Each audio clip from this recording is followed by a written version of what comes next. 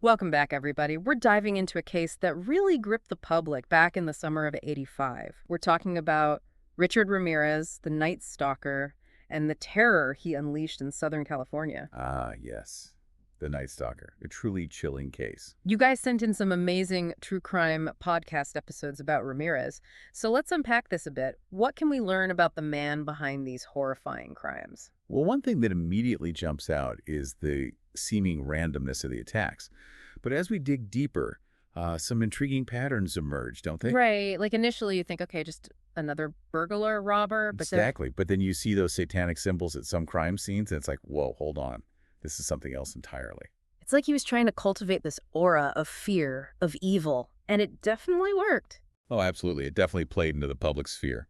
And speaking of fear, let's talk about Ramirez's background for a moment. Yeah. There's this almost morbid fascination he had with violence, even as a kid. Mm-hmm. His cousin, Mike, a Vietnam vet, would actually brag about the civilians he killed over there. And he showed young Richard photos. That's just... I know, right? Right. Imagine the impact that would have on a 13-year-old, Mm-hmm. especially with a home life that wasn't exactly stable. Yeah, I mean, his dad was abusive. His mother had mental health struggles. It's like a textbook case of... Of nature and nurture gone wrong. Mhm. Absolutely. And this volatile mix just keeps brewing as the crimes start to escalate. Right. It starts with the attack on 79-year-old Jenny Vinkow. Brutal.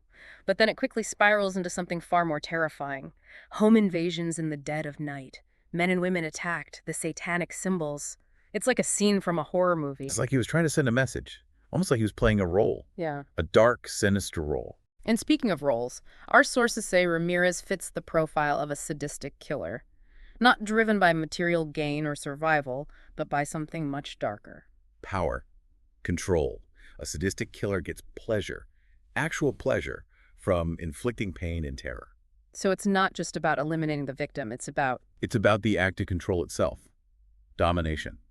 And these types of killers, they tend to be very narcissistic, lacking in empathy. Their reality is often very distorted. Ramirez's crimes, the randomness, the brutality, and then you add the satanic imagery, it all points to a sadistic personality at work.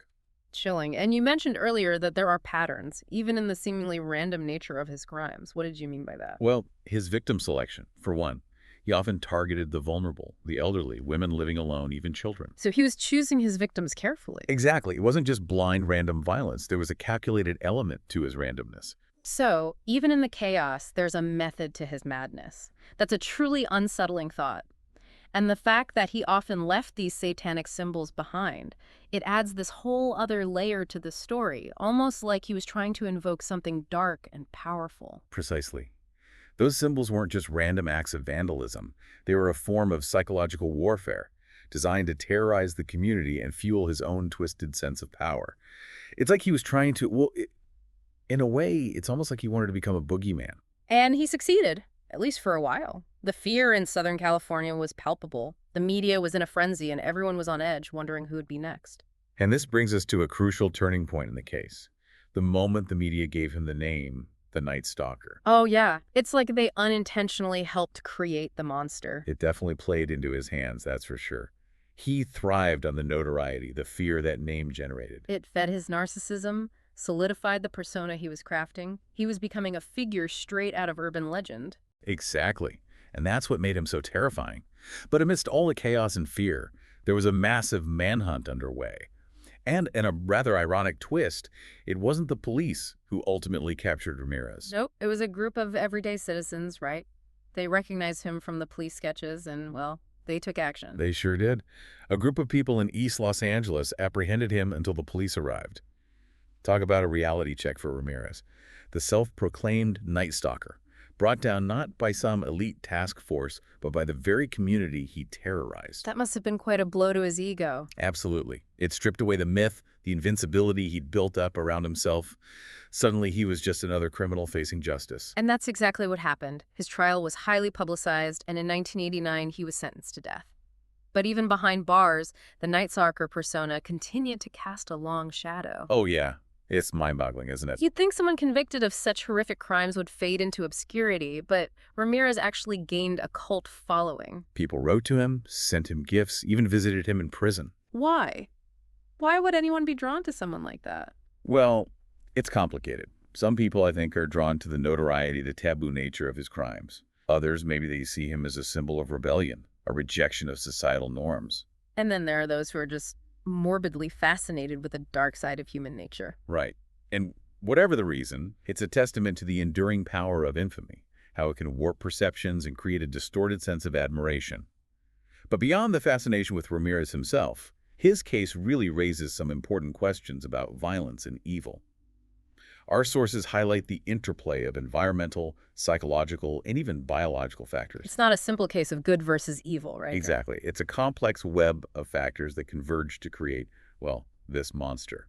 Understanding those factors is key, I think, to developing more effective strategies for prevention and intervention. We need to focus on early intervention, addressing childhood trauma, providing access to mental health resources, and creating environments that foster empathy and resilience.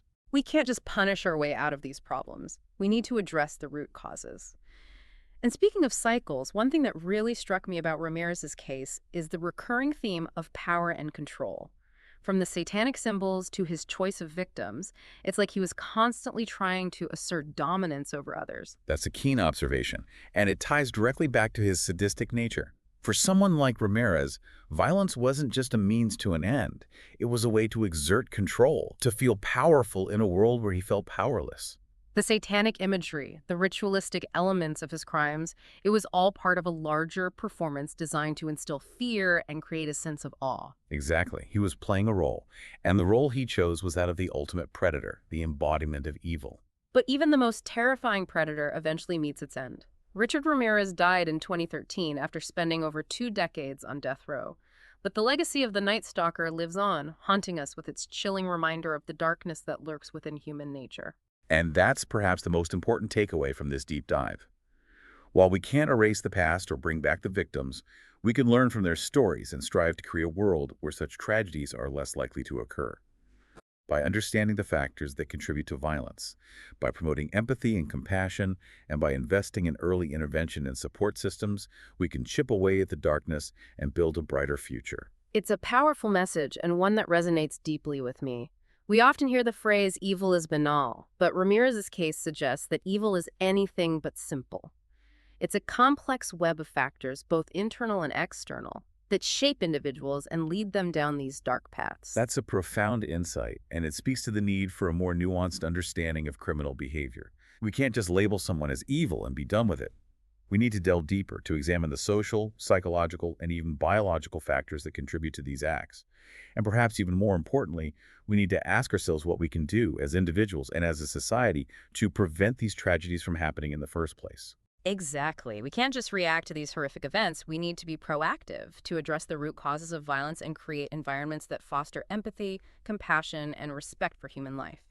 But I have to admit, after learning about Ramirez's crimes and the terror he inflicted, it's hard not to feel a sense of anger, of wanting to see justice served. That's a natural human reaction. Yeah. We all crave justice, especially when confronted with such senseless acts of cruelty. But true justice goes beyond punishment. It involves understanding, prevention, and ultimately creating a world where these kinds of tragedies are less likely to occur. And that requires a shift in perspective, a move away from the simplistic notion of good versus evil, and towards a more nuanced understanding of the complexities of human behavior. So as we wrap up our deep dive into the life and crimes of Richard Ramirez, the Night Stalker, what's the key takeaway for our listeners? What's the one thing you hope they'll remember from this conversation? I hope they'll remember that while evil may exist in this world, it's not something we're born with. It's something that's shaped by our experiences, by the environments we grow up in, and by the choices we make. And while we may never fully eradicate evil, we can work to understand it, to address its root causes, and to create a world where it has less power to harm us. Well said. And I think it's important to remember that even in the darkest of times, even when confronted with unimaginable horrors, there's always hope. There's always the possibility of redemption, of change, and of creating a brighter future. Thanks for joining us on this journey into the heart of darkness. It's been a sobering experience, but ultimately, I think, a hopeful one. We can't ignore the darkness, but we can choose to focus on the light. That's a beautiful sentiment and a perfect note to end on. Remember, knowledge is power. And by understanding the forces that shape us, both good and evil, we can make more informed choices, build stronger communities, and create a world where everyone feels safe and valued. Thanks for listening, and until next time, keep exploring, keep questioning, and keep the light shining bright. Giving him that name, the Night Stalker, Yeah. it kind of backfired, you know? Oh, so? Well, it just played right into his hands. He loved the attention, the fear it generated. Fed his ego. Big time. Exactly. It just solidified that persona he was so carefully crafting. Like he wanted to be this mythical figure, this boogeyman. Yeah, exactly. And the media, without meaning to, helped him do it. But amidst all that chaos, the manhunt was in full swing, right? And ironically, it wasn't the police who finally caught him. Nope. It was a group of regular people. They recognized him from those police sketches and just took matters into their own hands. They saw him in East L.A. and, well, they basically held him there until the cops showed up. Imagine that. The Night Stalker. Brought down not by SWAT teams or anything, but by the community he was terrorizing. yeah. That's been quite a come down for him. Oh, for sure. It stripped away all that mystique, that invincibility he thought he had.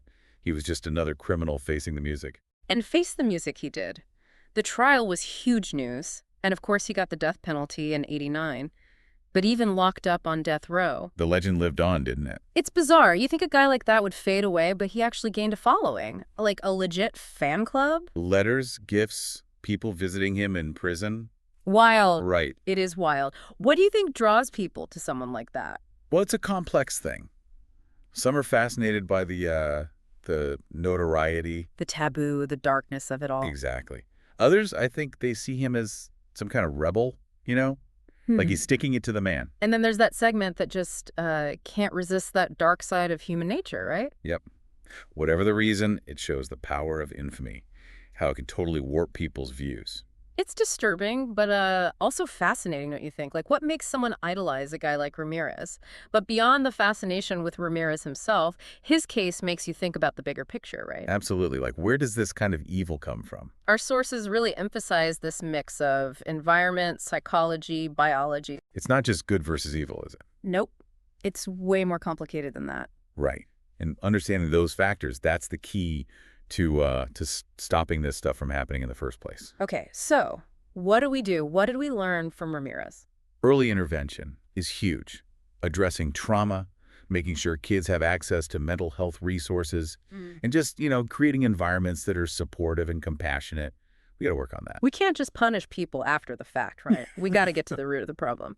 One thing that really stuck with me in this whole case is this theme of power and control. Oh, yeah. It's everywhere. The symbols, the victims he chose, it's all about him being in charge. Right. It's classic sadism.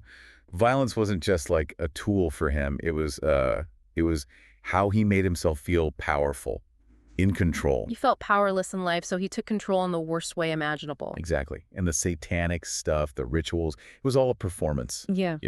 To scare people, to make them feel small, while he felt big and powerful. Like he was the puppet master, pulling all the strings. Exactly. And of course, the Night Stalker persona, Yeah. it all added to that, right? He was the ultimate predator, the embodiment of evil. But even the baddest boogeyman can't escape the end, right? Ramirez died back in 2013, after more than 20 years on death row. Right. But his story, it sticks with us. Makes you think about the dark side of human nature. The stuff that we don't like to admit is there. It's a chilling reminder, for sure. But even with a case as dark as this, I think there's a glimmer of hope in there. You know? What do you mean? Well, we can't change what happened, right? Yeah. But we can learn from it, try to make sure something like this never happens again. And how do we do that? By understanding what creates these monsters, Right. right? We need to support kids, families. Early intervention is so important. We can't just wait for something bad to happen and then punish people. We got to get ahead of it. Exactly. Create a world where Richard Ramirez is less likely to even exist. Okay, so as we wrap up this deep dive into the Night Stalker, what's the one thing you want our listeners to take away? I guess just remember, evil isn't born.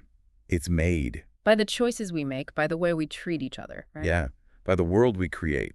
We all have a responsibility to make it a better place. And that's a pretty good message to end on, I think. Even in the face of all this darkness, there's still hope. Always. And remember, knowledge is power, right? The more we understand about these dark forces, the better equipped we are to fight them. Well said. Thanks for joining us on this journey, everyone. It's been dark, but ultimately, I think it's a journey worth taking. Because if we don't learn from the past... We're doomed to repeat it. Exactly. Thanks for listening, everyone. Keep exploring, keep questioning, and we'll see you next time.